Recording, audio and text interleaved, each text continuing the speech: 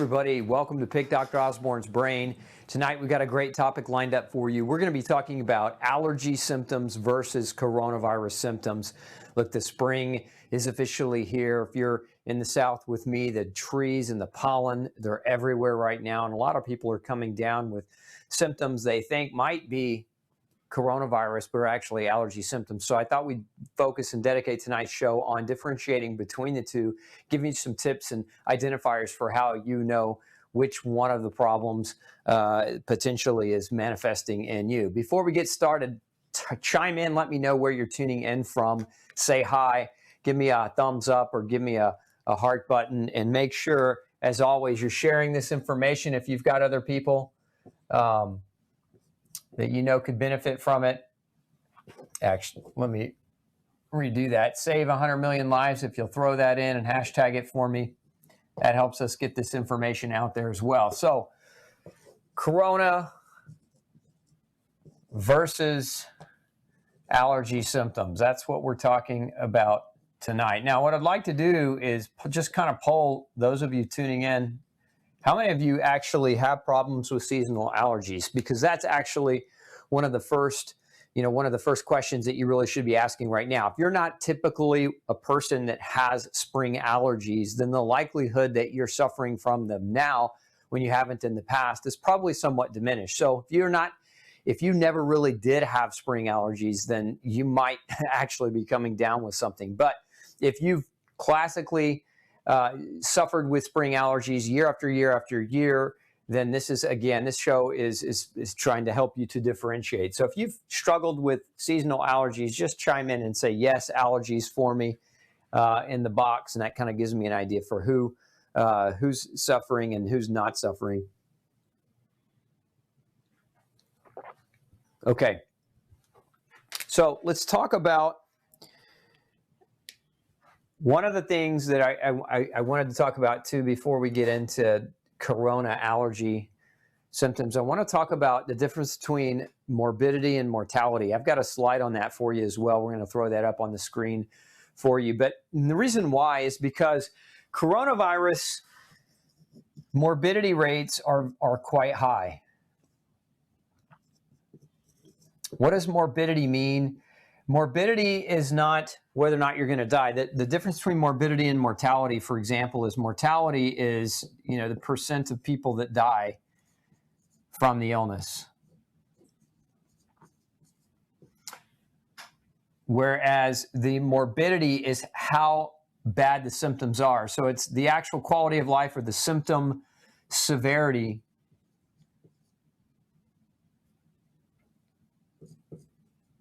during the illness. So to kind of think of it that way, it's kind of the easy way to differentiate. Morbidity is the symptom severity during the illness.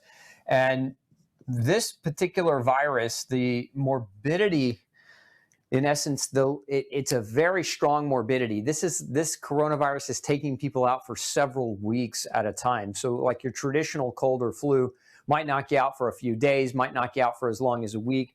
This one has a really high morbidity rate, and we're looking at 2 weeks. A lot of people are down for 2 weeks, before they make their recovery. So morbidity, the reason I'm mentioning this is because the morbidity rates being as severe as they are, for some of you might be overlapping with the beginning of allergy season and confusing you as to whether or not you're still down with a cold versus whether or not you're actually starting to manifest the allergy symptoms. So again, this particular virus, very, very high, very, very long morbidity. Not so much, from a mortality, you can read online and you can look at some of the studies that have been done, but I've seen research that shows that the mortality rates of corona are anything from 2% to as high in some areas is over 10% and as high as 14%. So again, I think this is something that's going to spin out as we know more and more how many people actually have the virus, how many people are actually infected that don't know they're infected, because I think that's part right now what's driving up the mortality rate in some areas is we just don't have the testing to test the people that have the illness. So anyway, morbidity is a very, very long time, and because this time framing, if you've already been down and you're currently down now, And now we're coming into the allergy season. There might be some overlap between the symptoms of allergy and corona. And if you know what they are, it might help you kind of take some action steps around it. So let's put up on the board, let's put up the symptoms of the coronavirus itself. So if you're looking on the screen right now, what you're seeing are the symptoms of corona or COVID-19. And so these symptoms, largely headache, cough. Coughing is a symptom. One of the big, so let's just write these down. So headaches, coughing, we got fever. Many people are developing chills, body aches, and pains. There's general malaise and pains. These are a large part of the symptoms that people are experiencing. Now, beyond that, you know, I mentioned fever, I mentioned chills, sweats that come with that as well. So it's kind of the in and out. The fever kind of ebbs and flows. It comes and goes. This is very hallmark right now of what people are experiencing as they're going through coronavirus. Now, one of the other big ones is that it impacts the lungs. And so difficulty breathing, shortness of breath, wheezing, coughing. Again, these are kind of lung-based symptoms combined together. So impacting the lung. And again, the long-term of this illness from the mortality perspective is it's when it hits the lungs super hard, and that's what is actually killing people. So these are your standard kind of coronavirus symptoms. Now, there's some research that just come out from China and published last week that showed that some people actually manifest initially with GI symptoms. So I'm going to put that up here. GI symptoms, this is things like nausea, vomiting, gastrointestinal bloating, or pain. So again, this goes back to many of you who maybe have a leaky gut issue or a gluten issue and you don't know about it. The GI symptoms are something that Chinese researchers are now reporting on. And I saw a case, there were a couple studies last week, but I saw one study that said this is actually the initial onset for many people. So for some, the symptoms that start first are those GI symptoms. Now, one other one I'll put down is this can start, aside from the GI, starts in the throat. So just like a sore throat for some people is where this thing begins and kind of what they're manifesting. So now we look at these symptoms, right? So look at these symptoms, GI symptoms, sore throat, body aches, difficulty breathing, fever, chills, headaches, and cough. Now let's compare that to the symptoms of seasonal allergy. So I'm going to put another slide up on the board so that you can see some of these things. So allergy symptoms, there's some overlap here, right? So allergy symptoms, headache, cough, right?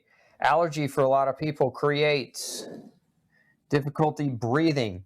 Now, other symptoms of allergy, real common symptoms of allergy for this time of the year, especially in the spring, the watery, the teary eyes, the running nose, the itchy throat. The nausea can occur as a result of the mucus backslide. So as you're producing lots of mucus, it can slide back and create a postnasal drip that creates a gastrointestinal or a stomach irritation or a nausea. So these, you see a lot of overlap with these different symptoms. And then as well with allergies, sneezing. A lot of sneezing, during allergy season is a common hallmark. And then beyond that is things like hives. So this is like more the severe allergy response where your body or your skin is breaking out in rashes or hives.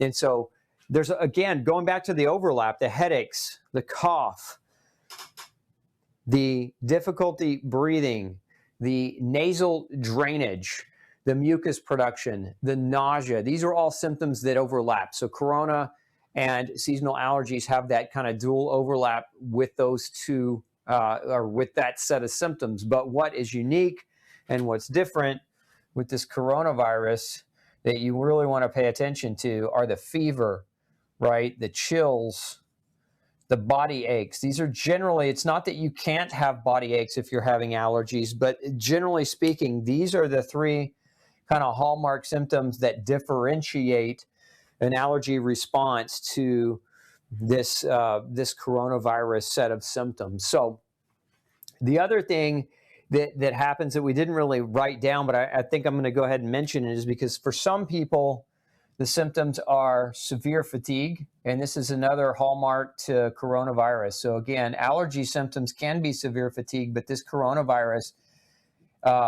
is knocking it out of people a lot more than allergies typically would. So that would be another thing. So again, the chills, the fever, the body aches, and the very, very kind of debilitating fatigue, the type of fatigue that puts you in your bed and you don't want to move, you don't want to get out of bed. Like, that's the kind of fatigue that coronavirus is doing. So if you're starting to manifest with these 4 symptom groups, that's one good way to try to differentiate yourself from that. And the reason I even bring this up tonight is because a lot of you are wondering, some people say, well, if you're getting sick or you think you're coming down with something, like self-quarantine, keep yourself locked away at home, don't go out in public, don't try to spread it to other people. And I know that with the recent announcement, they're working on getting up areas where you can go get tested just through drive-through centers where you can drive your car through and get tested. So, fever, chills, body aches, severe fatigue, if those are your symptoms, then potentially pursuing whether or not you have it, and when these test sites and test centers are set up, that might give you an insight or a clue into maybe you should be one of those people that considers getting tested. Now, if you're just generally hovering around a lot of these other symptoms but not having these kind of 4 that I've starred on the board for you, then you might consider the fact that you could potentially be struggling with seasonal allergies. So in that regard, why do we want to be concerned with seasonal allergies right now? One of the big reasons we want to be concerned about seasonal allergies is seasonal allergies have a couple of different effects on people right now in terms of the risk of developing a problem. One of them happens to be that seasonal allergies can create an immune overwhelm. So they can overwhelm your immune system when you're so busy fighting the pollen or the components from the external environment, from the plant world, releasing all of its good stuff right now. Then your immune system gets very, very busy dealing with all of those things. And so that creates a huge histamine burden. And this is where a lot of the symptoms come from. They come from that histamine burden. So the pollen and the other things, again, lead to a histamine burden, which is, in a sense, it's an immune distraction from your immune system having the capacity or the ability to fight the potential for a coronavirus infection. So it can increase your susceptibility. So high levels of allergies right now can actually increase your susceptibility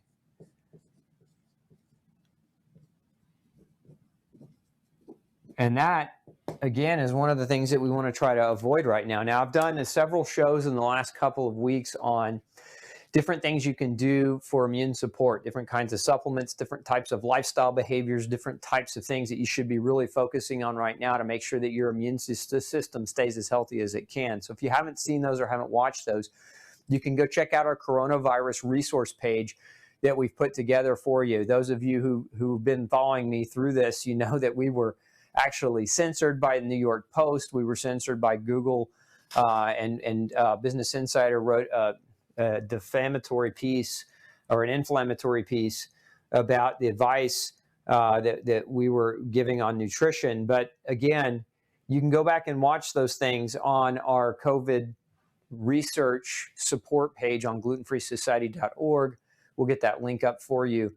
But that's there for you. It can't be censored. We've invested in technology that doesn't allow for the powers that be to censor this information from you so you can still get it. But we don't want you to have an increased susceptibility right now. And unfortunately, it's allergy time. It's allergy season. And so if you struggle with the allergy season during the spring months, there are some things that you want to make sure that you're looking at potentially doing. And one of them that many people gravitate toward are the antihistamines.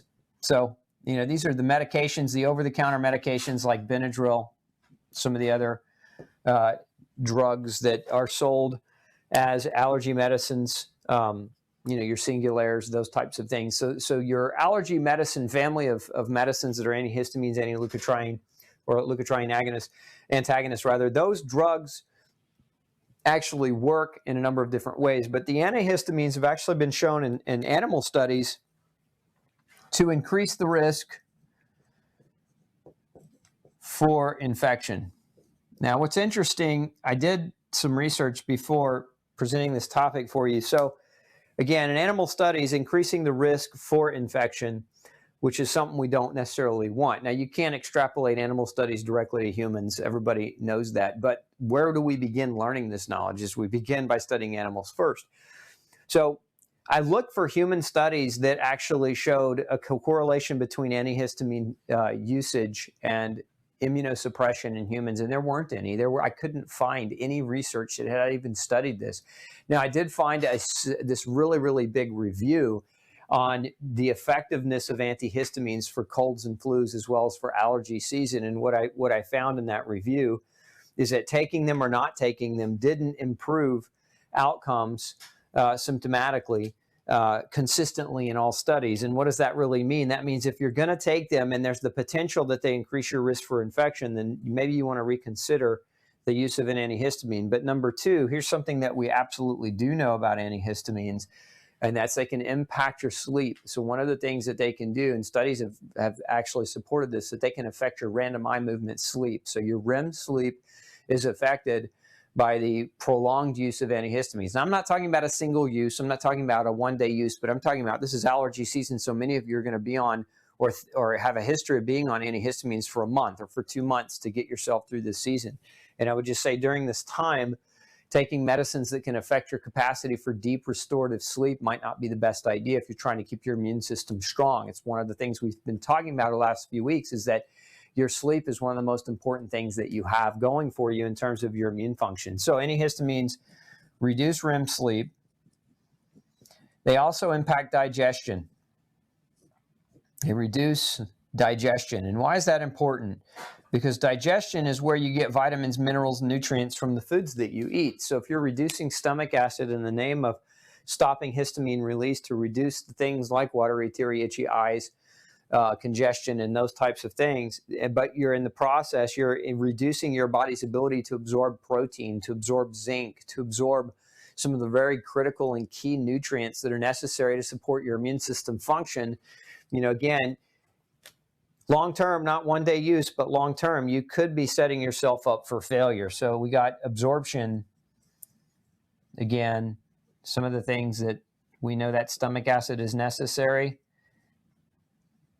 for protein, for zinc, for magnesium, other minerals like selenium and calcium, B vitamins like vitamin B12. When you're blocking the digestion through acid suppression, because that's what antihistamines do, they block histamine production, which is histamine is an important component to making and producing stomach acid. Then remember, I've talked about this before, the protein, the absorption of protein, making sure you're getting enough protein right now to support your immune function is very, very critical. So taking medicines that might inhibit that could be the wrong move for you if you're trying to keep your immune system strong. So you've got to be cautious if you're one who struggles from seasonal allergies and this is your go-to. Right now my advice would be that's probably not the smartest move to keep your immune system strong. What can you do in lieu of this? So what are some things that you can do to help support your immune system's ability? There's some of the things that I like to have people do during this time of the year is to give them nutrients that we know can help to stabilize. Let's make some room here. Nutrients that stabilize mast cell release. Now, mast cells are a specialized type of immune cells that release histamine. And so when you're being exposed to lots of allergens in the environment, your mast cells kind of release too much histamine. So if we think about here's a mast cell inside all these histamines, the cell wall ruptures and releases all these histamines then start interacting, creating all the symptoms associated with allergy response, right? So those histamines are what create the symptoms. And then what happens is people take the drugs, the antihistamines, they block this. In essence, this isn't a mast cell, so they're blocking the mast cell's function, or the outcome of the mast cell's function, which is to produce histamines, which have a purpose and have a function, and very important in the immune system. So what we want to do is not necessarily block histamine from working. One of the side effects, if you've ever taken Benadryl or, again, some of the other classic over-the-counter antihistamines, is fatigue. They can make you very, very drowsy and very, very sleepy. One of the reasons why, people don't realize this, but histamine is a neurochemical. It's a neurotransmitter. It helps us to stay focused, helps us to make good decisions. It helps us to stay alert and awake. And so again, if we're suppressing our ability to stay alert, awake, and make good decisions, that's probably not the best idea right now. So what would we rather do? What I like to see people do instead is stabilize this membrane around the mast cell, fortify it to make it less apt to just break open, to make it break open super easy. So we want to stabilize the mast cell membrane. What kinds of things, let's see here, I got the wrong location for that. See, stabilize the membrane. What kinds of things can help to do that? Research-based, one of the things that we know helps to do that really well is a nutrient called quercetin. Quercetin, very, very effective at stabilizing mast cells. Other things that some people use medicinally and have used for hundreds of years, these are things that can be very, very effective for this, are nettle, bromelain is an ingredient.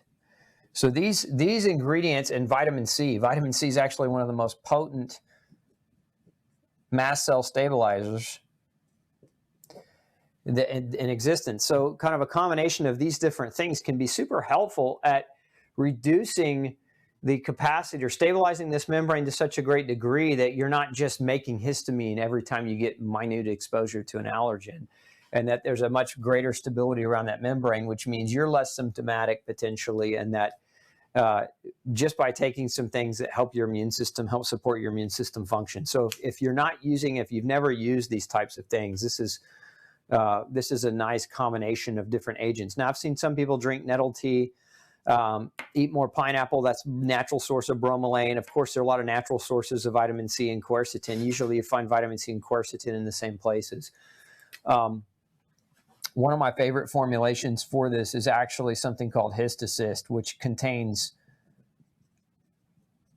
all these different agents together. And so it just basically, it helps support healthy histamine response as opposed to this exaggerated response that people suffer with generally when allergy season comes along. So again, these ingredients can be very, very helpful at stabilizing the mast cell membrane. And the great thing about taking things like this is they don't suppress digestion, they don't suppress your immune system, they don't suppress the neurotransmitter histamine, they don't suppress your body's ability to produce it to act as a cognitive agent for you to make good decisions.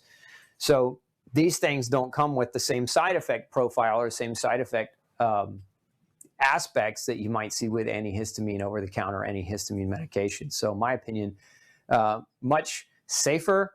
And again, we're not suppressing the immune system. We're supporting the immune system with things that just help it work more accurately and work to its full capacity. So keeping it healthy, keeping it stable, to reduce the need for those over-the-counter allergy medications. And again, doing something like this, very effective. Now, I've talked about vitamin C, and you've probably read a lot of the stuff online, if you're following things online, where even in China right now, they're researching vitamin C as a treatment option for COVID-19. And there actually was one study where the preliminary results are looking quite good. You can actually look it up on clinicaltrials.gov, where they actually have that study published and posted on clinicaltrials.gov. Just type in vitamin C COVID, and you should be able to pull that early preliminary research data up, because what they're seeing is actually quite promising. So again, these are agents you can use to support your immune system from the overreactive histamine release that can occur during allergy season. I wanted to share that with you because, again, I don't want you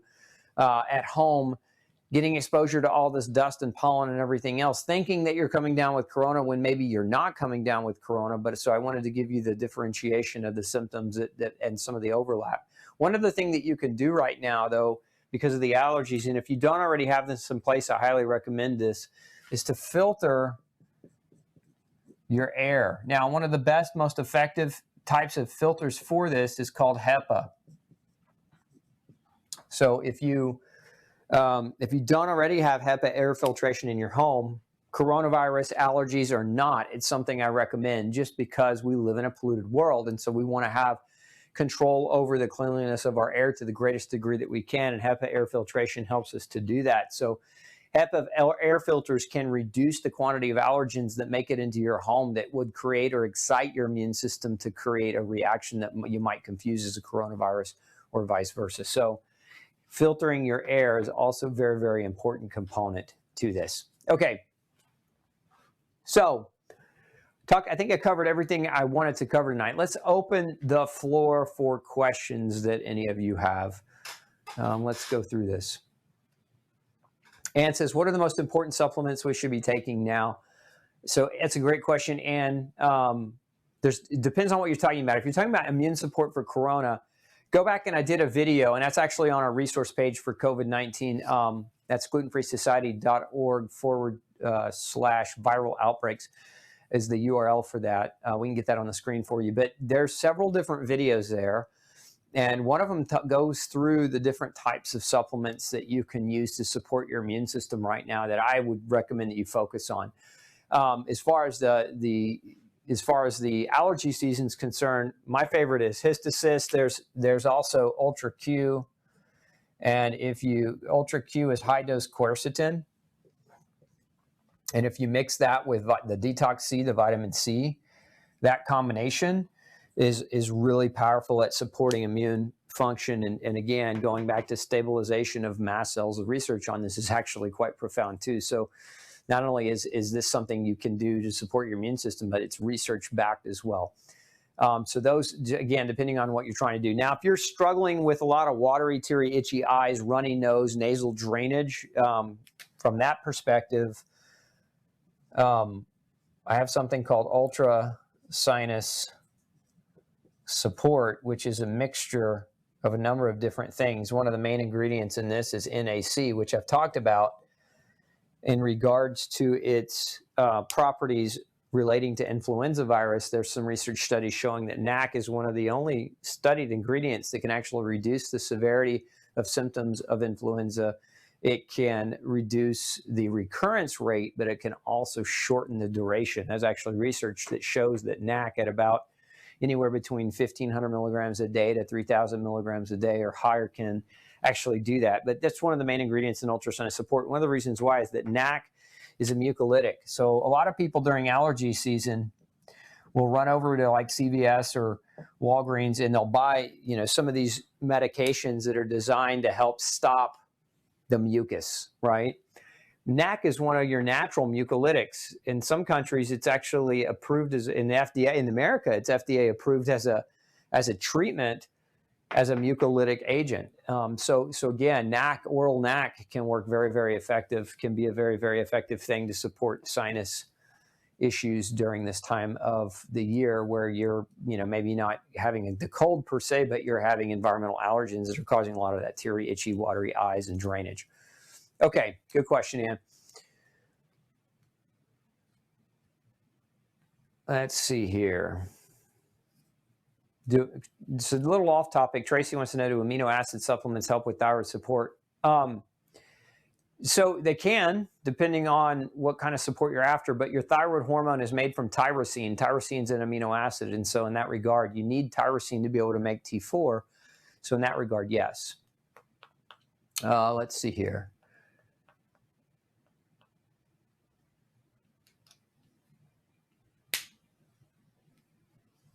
Comments on Dr. Fasano's recent statements that people with celiac disease are not considered immunocompromised, but may be more susceptible to COVID-19 if they have active celiac disease.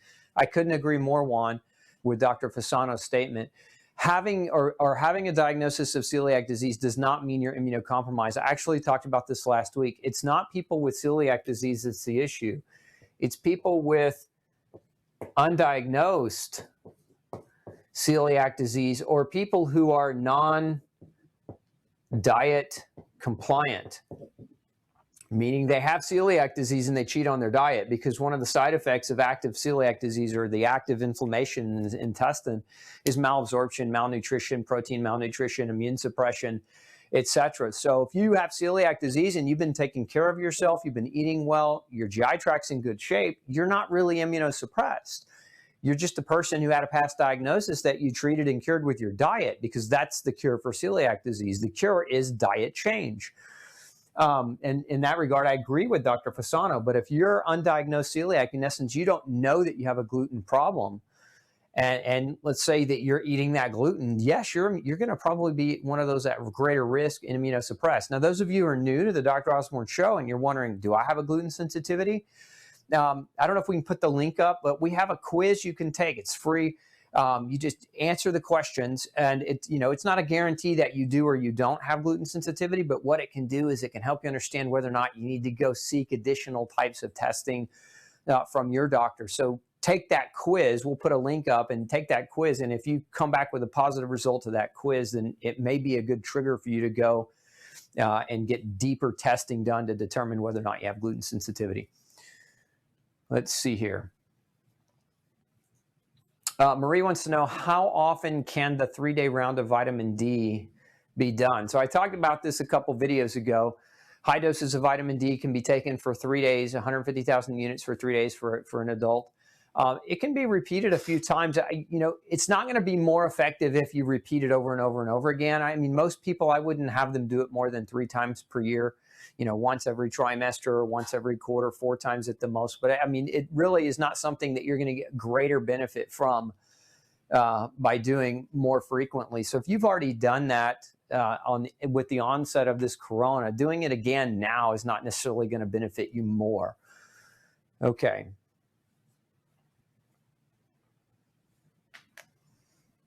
Let's see, top 5 or so supplements to be taking now.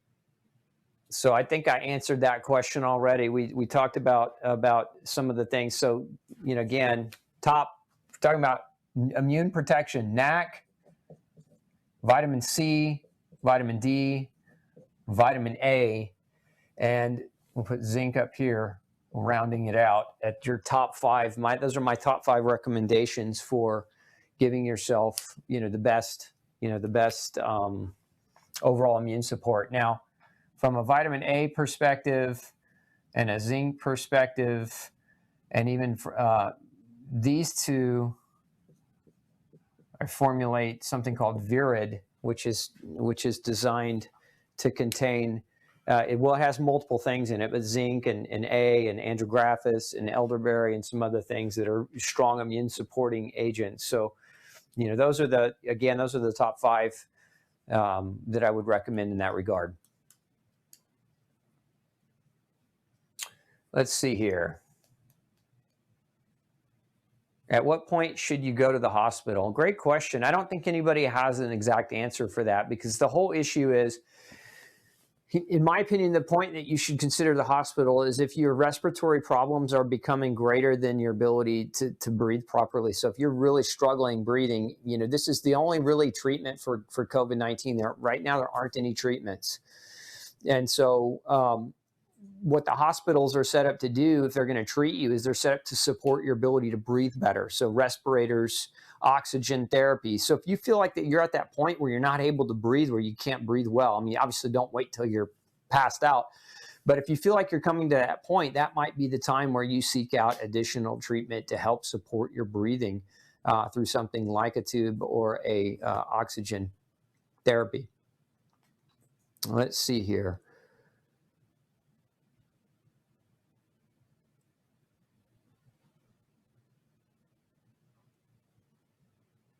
Let's see. So a lot of comments. You guys are talking to each other as much as you're talking to me.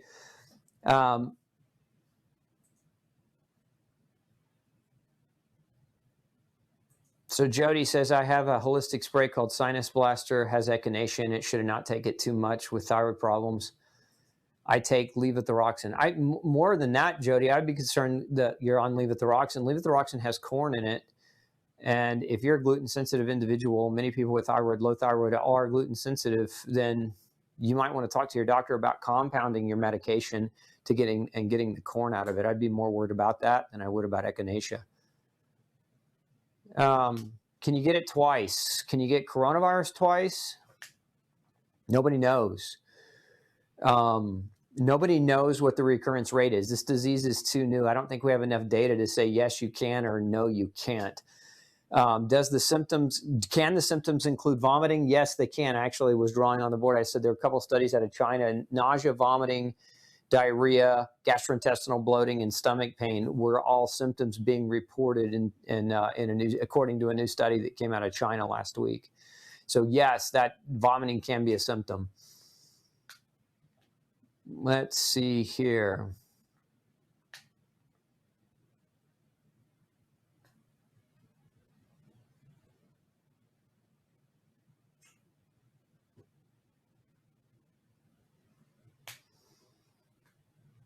Paul says 10 grams of C daily, not been sick for 3 years. Love it, Paul. C is very, very potent. Really helps the immune system. Let's see. If someone had fever for 2 days with fatigue, little runny nose, and now no fever, but still fatigue and throat hurts a little. Where's the question in that, Carol? Yeah, I mean, that sounds like the cold. And could it be corona yet? Possibly. The only way you'd really know is to actually get it tested for.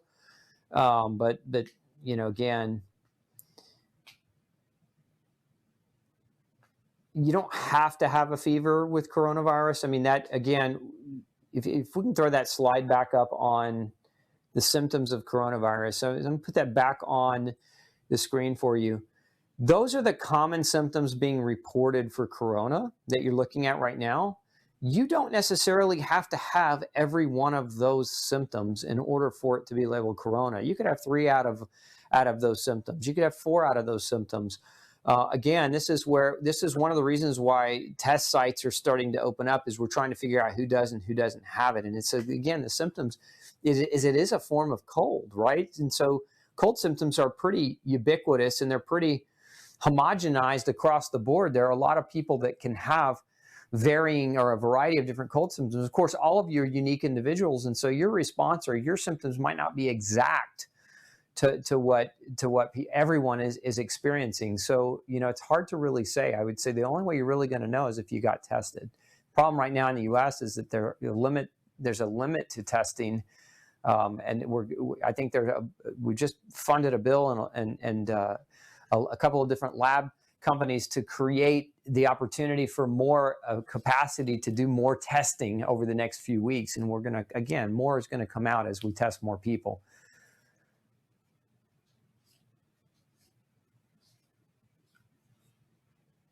Is there an air filter I can recommend? JG wants to know. Yeah, so if you go over to glutenfreesociety.org and go to the shop under lifestyle, there's a filter. There's an air filter that I recommend there. And if we can throw that link up to that, we'll put that in the feed for you.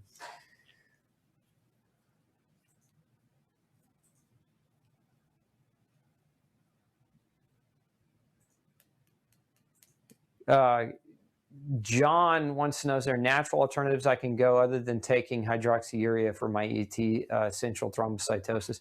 John, that's a really deep question for this forum. Maybe be best if you either called my office or got in the hands of a really capable functional medicine doctor and had a deeper conversation about that. Yeah, Carol wants to know about the first signs of coronavirus regarding stomach ache. Yeah, so again, the issue there, some of the research coming out of China says that some people are manifesting their first symptoms of corona are manifesting in the GI tract instead of as much respiratory. So they're getting nausea and vomiting and GI bloating, abdominal pain. So again, that may be what you experience first, again, based on a study, actually 2 studies published last week from China.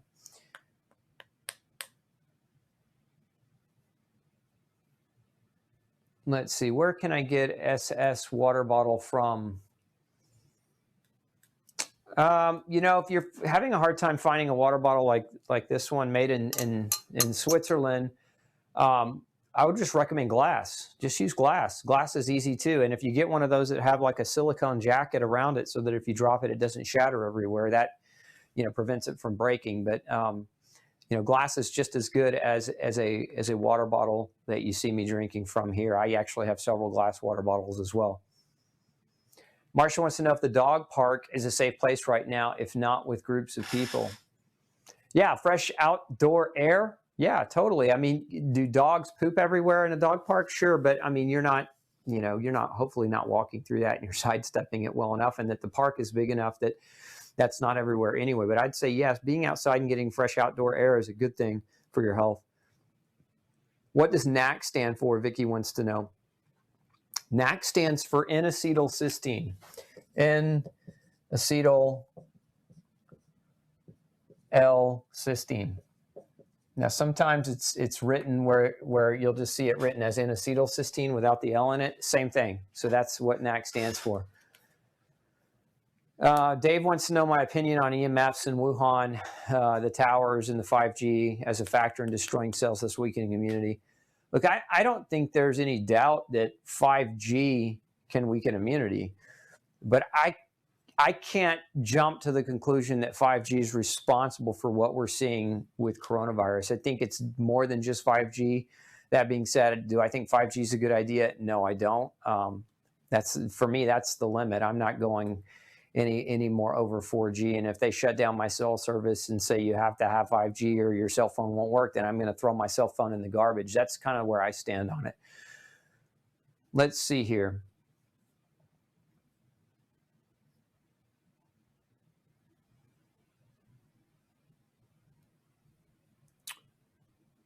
I have mast cell activation syndrome from Tennille. Caused by black mold. I ran out of my histocystin waiting for it to come. Can last cells cause more pain? I'm not sure I understand that question. Oh, can mast cells cause more pain from a recent injury? So yes, if you have an aggressive mast cell issue where your mast cells are releasing and the membranes aren't that stable, yeah, you can get greater degrees of pain from injurious assaults as well. Vicky said, I was told by a naturopath to do 50,000 units of vitamin D for 2 weeks. What do you think? I think it's perfectly safe to do it unless you have like a calcium disorder or some type of kidney problem. But 50,000 for a couple of weeks. Look, there's no reported deaths. I mean, I shouldn't say none. I think there's one reported death from vitamin D, and it came from severe overdosing of like more than 1 million units a day for longer than a year. And so, again, the fear that vitamin D is somehow super mega toxic is really just that. It's an illogical fear that was put out. I don't know who originally put it out. I know that a lot of people fear fat soluble vitamins because the kind of the simplistic thought behind that is if it's fat soluble, it can store in fat tissues, therefore it can become toxic. But in reality, vitamin D has a lower safety profile than water, or a higher safety profile than water. So you're more likely to drown or overhydrate from drinking too much water than you are from overdosing on typical doses of vitamin D. That being said, it's always a good idea if you're going to be on higher doses of any nutrient for long periods of time that you're working with a doctor who has the ability to measure you for the potential of toxicity. It's just a smart thing to do. So if that was your naturopath's guide or guidance for you, then just follow up with that naturopath and make sure that you're measuring your levels and that they're not becoming dangerously high. Okay, let's see.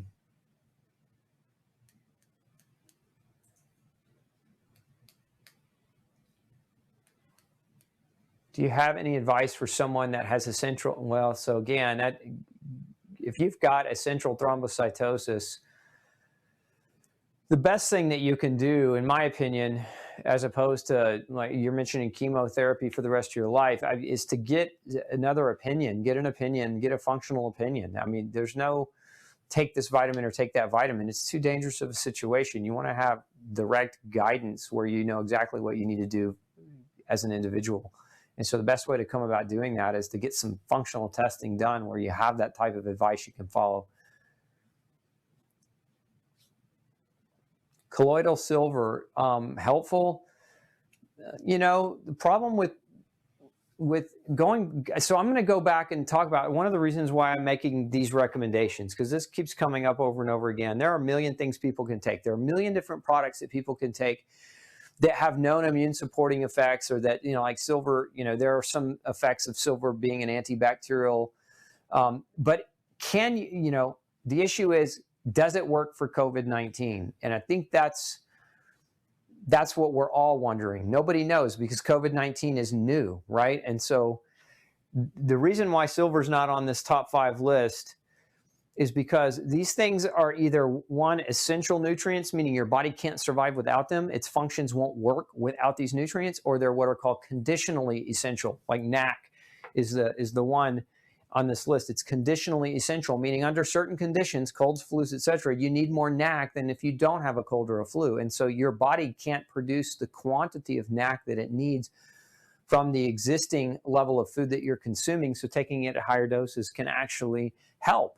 And so this is why this is on the list of immune support, because these things your body can't survive without, whereas silver you can. So it's not that you can't take silver. It's just that I'm not going to put silver at the top of my list when there's so many different things that so many people are saying, take this, do that, do this.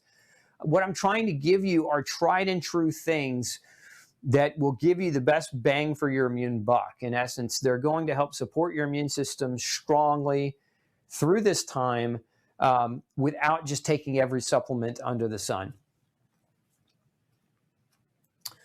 How much NAC is a good dosage for a 200-pound adult? If we're talking just kind of general prevention using NAC, Paul, anywhere between 12 and 1,500 milligrams a day.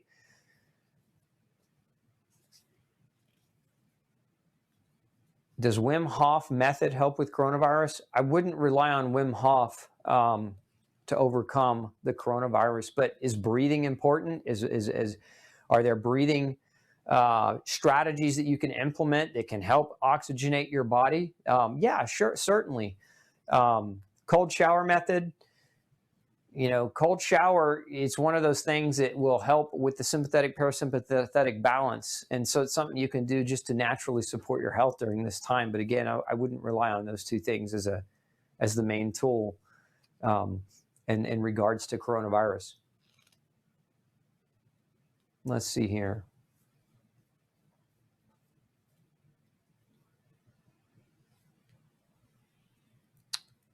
How much vitamin C should be good for adult to prevent illness, flu on a daily basis? So first of all, there's no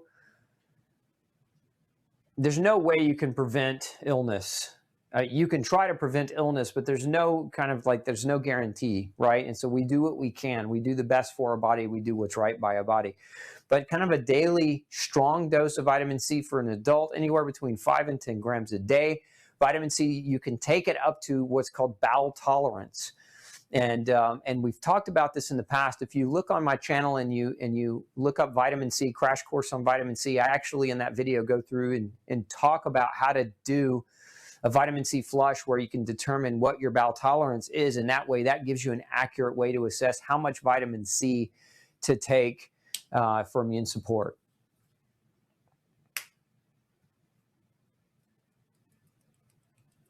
Okay. So Chucho wants to know, he says they're saying that it's a cytokine storm syndrome that's hurting some folks. What is that? A cytokine storm is when your immune system attacks or aggressively responds to an infection, creating a massive release of chemicals called cytokines, and cytokines can destroy tissue. When you overproduce them, a cytokine storm is where it can create damage and degradative damage to a lot of tissue simultaneously at once, which can put you in a greater situation or a graver situation. So Matthew says, I know supplements will not prevent you from catching a virus, but how much do you think CDA and NAC along with zinc truly help you fend off and ride out a time of sickness? It's different for different people. I mean, all I can do is give you kind of what we would call aggressive doses. So if we're talking about vitamin C, aggressive dose, for an adult, 5 to 10 grams a day. If we're talking about zinc, upwards of 100 milligrams a day for an adult. If we're talking about vitamin D, we talked about vitamin D therapy, 150,000 units for 3 days in a row. And if you're talking about vitamin A, 25,000 units for, several weeks is not out of the question in terms of a strong recommendation. Natalie wants to know, what about Ultra Q? Is that a powder? No, Ultra Q is not a powder. It's a pill. And, each pill is 1 gram of quercetin, a very high dose quercetin dihydrate, which is very absorbable form of quercetin. A lot of your quercetins are not, a lot of your supplements, they don't absorb very well, which is what's unique about Ultra Q, is it's highly absorbable form. So 1 pill is 1 gram of quercetin. Okay, let's see here.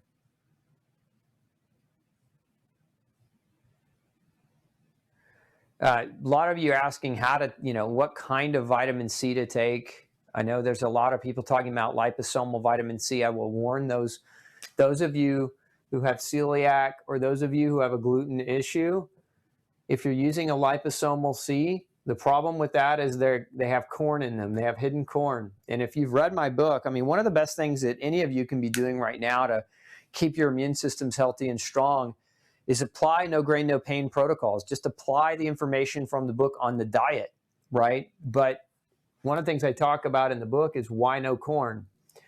And these liposomal products contain corn. I don't recommend them. I like pure old-fashioned ascorbate powder. And one of the reasons why is some of the smartest minds in the world, that's what they recommend. Linus Pauling, who's since passed on, but he was famous. One of the things, he was interviewed in his lab when I think he was in his 90s, and one of the interviewers said, a lot of your critics, think that high doses of vitamin C are dangerous. What's your opinion on that? And he says, well, a lot of my critics have already died, and I'm in my lab in my 90s still practicing, so I'll continue to use high dose vitamin C. I thought, nothing could be more brilliantly said. But Linus Pauling was a brilliant man and recommended high doses of vitamin C, non-corn derived, and in an ascorbate form. I've seen some chatter too about whole foods vitamin C versus pure vitamin C. Look, you're not going to get the therapeutic range. You're not going to get the aggressive quantity in a natural version of vitamin C. You just can't get the dosing up high enough without using that pure ascorbate powder. You're not going to do it by eating food. It's just not going to be a high enough dose to get what you're after. Can everyone take NAC? I'm looking to support our college sons. One of them is a type, I couldn't see what kind. Let's see. Is a type 1 diabetic. We do high doses of vitamin D, probiotic, elderberry, fish oil regularly. What else do you need? Well, best thing to do, Teresa, is to have your sons tested to see what they need. But is it safe to take NAC if you're a type 1 diabetic? Yeah, as long as your kidneys are in good shape and your kidney function's in good shape, yes, you can do NAC. Elizabeth asked me if I believe that China is no longer suffering from this pandemic. I don't know. I don't know what's happening in China any better than anyone else. There's a lot of theory and conjecture. There's a lot of speculation. There's a lot of conspiracy floating around the internet. I don't know that any of us know, and I'm not going to comment on something. I like to comment on what we can control. My belief is that control what you can and pray about the rest. And that means starting with number one. That means starting with you. Take care of yourself first, and the rest will hopefully the rest of the dominoes will fall into place. Elizabeth says, I have celiac and am on low-dose prednisone. Is that a potential problem? Prednisone's an immunosuppressant. So again, Elizabeth, get back with your doctor and let them know what your concern is. But yes, prednisone causes immunosuppression, and it can be a problem. But there may be a reason he's got you on it that's more important than your worry or your fear of the coronavirus. Again, that's a conversation that you should have with your doctor, with your prescribing doc.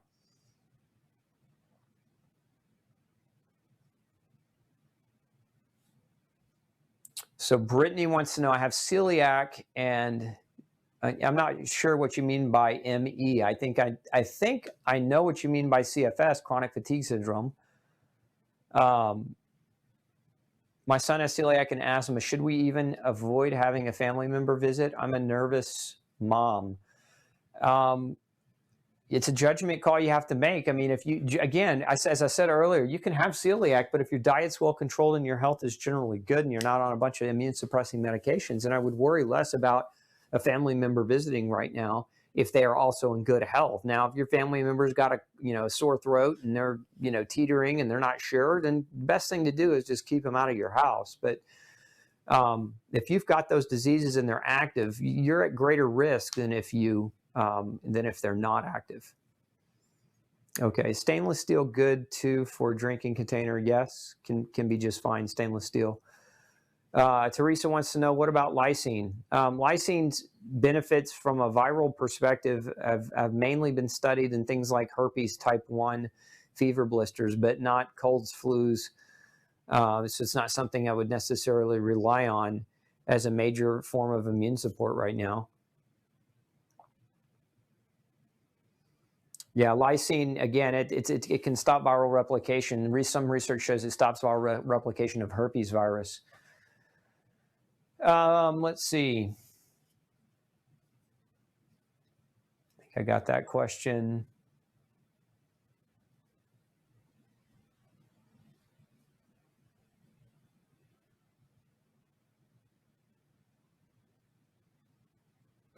Beth wants to know, is elderberry safe if you have histamine issues?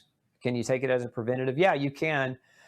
Again, I mentioned this earlier. The thing I'd worry about with elderberry would be the delivery mechanism. It's oftentimes, in sugar. People put it in sugar, in the syrups. And it's that sugar that can be a problem. Virit is a capsule, and it has elderberry in it. That's actually one of the ingredients. So why I put it in a capsule versus a liquid is because of that very reason, to make it, go down.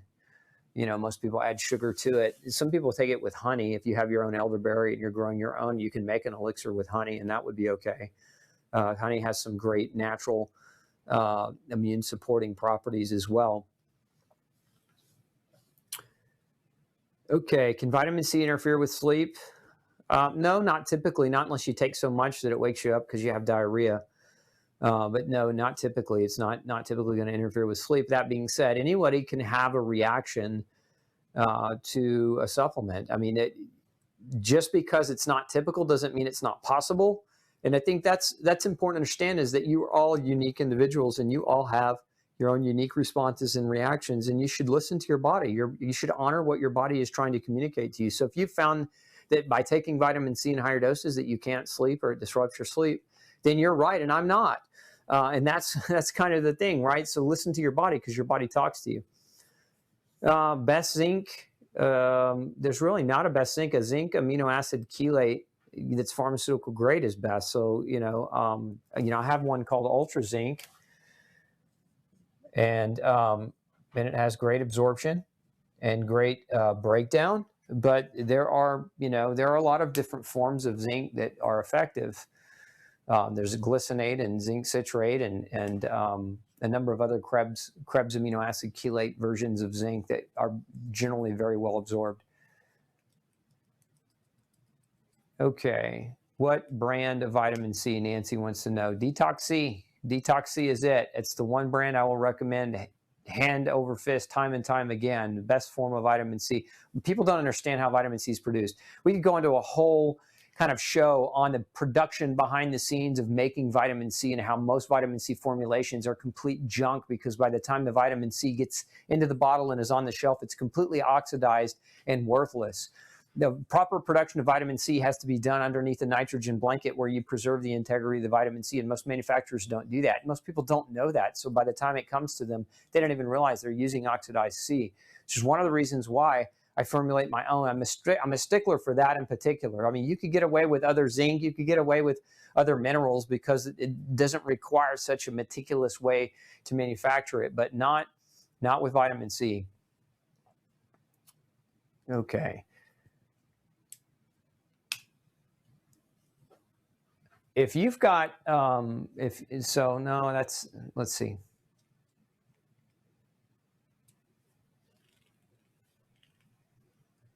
So use Sarlot once. He says, I have bronchiectasis and was hit hard last year with pneumonia. I'm feeling short of breath, dry cough. Do you recommend nebulizing with alkaline structure silver solution? No, I don't have any experience with that, so I can't really comment.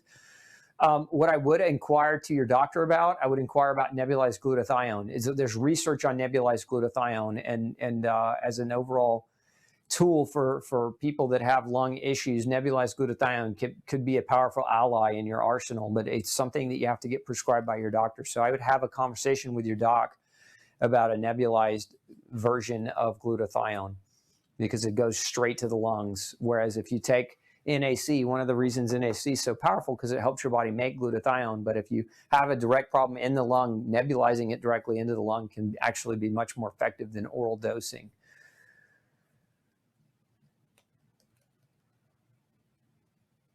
Okay. Could NAC keep you awake? Yeah, it could. NAC could actually keep you awake if you struggled, Brigitte, if you struggled with staying up later than usual with NAC. Take it before 4 p.m. and you shouldn't have that type of issue. Okay, zinc with food, morning or night? Teresa wants to know. Zinc always with food, never on an empty stomach. It's one of the few nutrients that when taken orally can cause nausea. So you always want to take zinc with food. And as far as morning or night dosing, it doesn't matter. You can take it morning or night. There's not a preferential time or not a benefit over one versus the other. Somebody's asking about camu powder for vitamin C. Sure, you can use that for vitamin C, but again, you got to ask, where was the camu sourced? How was it preserved? What's the quality of the actual vitamin C? Is it therapeutic? Is it going to be pharmaceutical grade? Like, these are all questions that, when you start processing food to get your nutrients, that you should be asking the producer, the manufacturer of that product. Let's see here.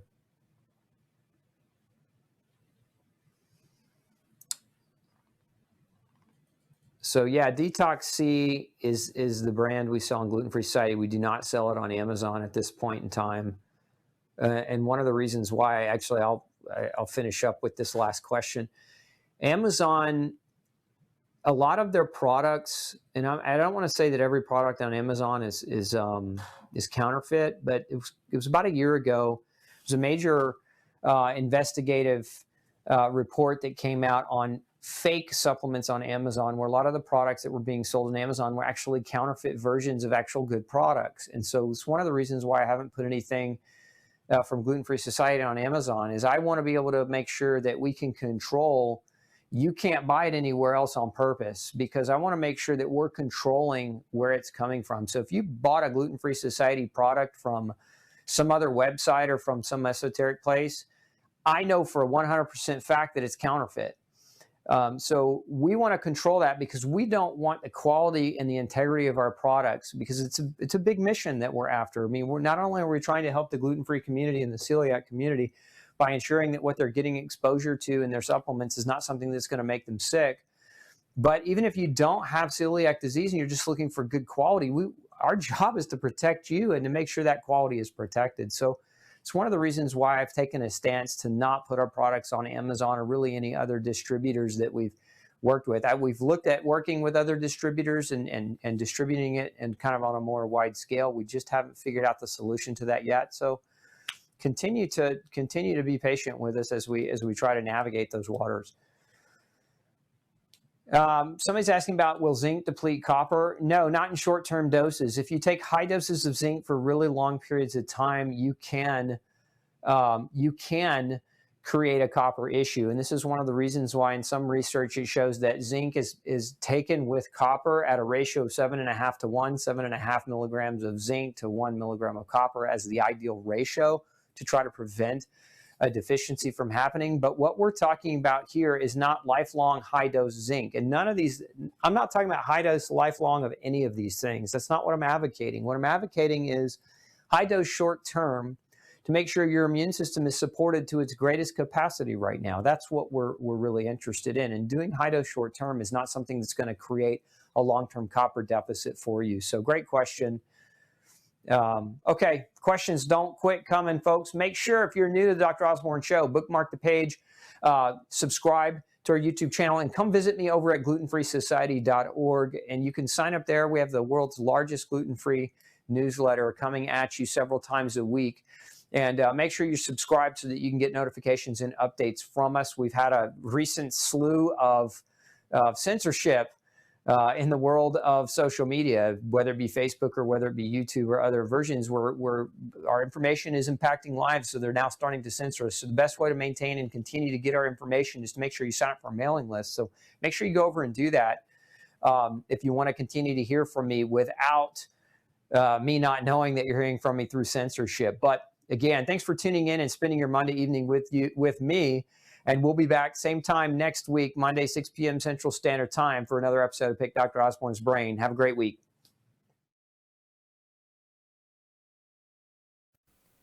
Hey, don't forget to tune in next week, same time, 6 p.m. Central Standard Time, for another Pick Dr. Osborne's Brain show. Bring all your toughest health questions to me. I look forward to answering them. And before you leave today, make sure you hit subscribe. And once you do, click that bell. That bell is going to allow us to remind you right before we go live. But it's also going to allow us to remind you when we come out with other video content all week long. We've got lots of episodes coming your way all week long, and I don't want you to miss anything. So again, subscribe, hit that bell so that you can get notified when we have that new information put up for you. Thanks so much, and I'm wishing you excellent health. Have a great week. We'll see you next Monday night.